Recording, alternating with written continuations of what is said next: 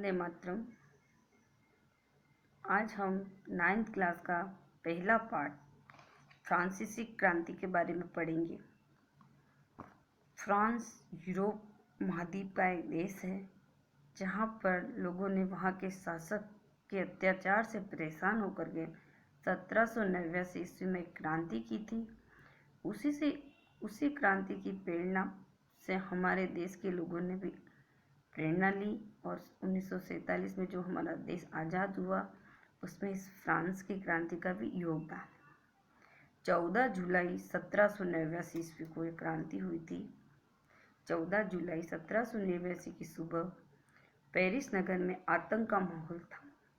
सम्राट ने आतंक का माहौल क्यों था?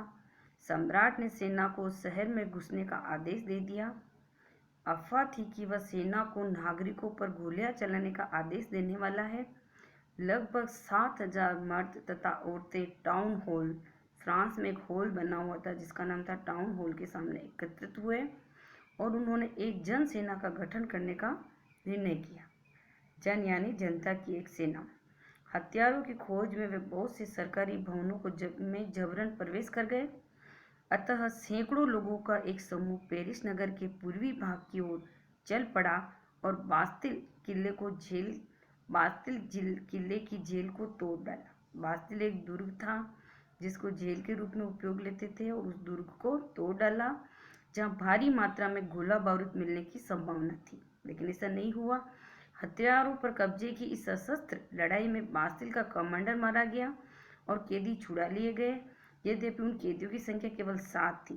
सम्राट की निरंकुश शक्तियों का प्रतीक होने के कारण बास्तिल किला लोगों की घृणा का केंद्र था। यानी वहाँ का जो शासक था वो निरंकुश था, उस पर किसी का भी अंकुश नहीं था। शासक राजा के खिलाफ किसी को भी कुछ भी बोलने का अधिकार नहीं था। न वह अपने मंत्रियों की सलाह लेता था, न और किसी जनता की कोई बात मानता था।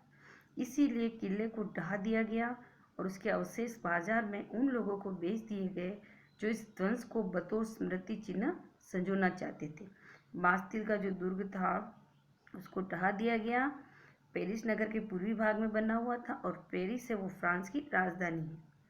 इस घटना के बाद कई दिनों तक पेरिस तथा देश के देहाती क्षेत्रों में कई और संघर्ष हुए। अधिकांश जनता पाव रोटी की महंगी कीमतों का विरोध कर रही थी। वहाँ की जनता थी, फ्रांस की जो जनता थी, उनका मुख्य भोजन क्या था? पाव रोटी। बाद में इस दौर का सिंहावलोकन शुरुआत करते हुए इतिहासकारों ने इसे एक लंबे घटनाक्रम की ऐसी शुरुआती कड़ियों के रूप में देखा जिसकी परिणति फ्रांस के सम्राट को फांसी दिए जाने में हुई। बहुत लंबा संघर्ष हुआ और अंत में वहाँ के फ्रांस का जो सम्राट था उसको जनता ने फांसी दे दी।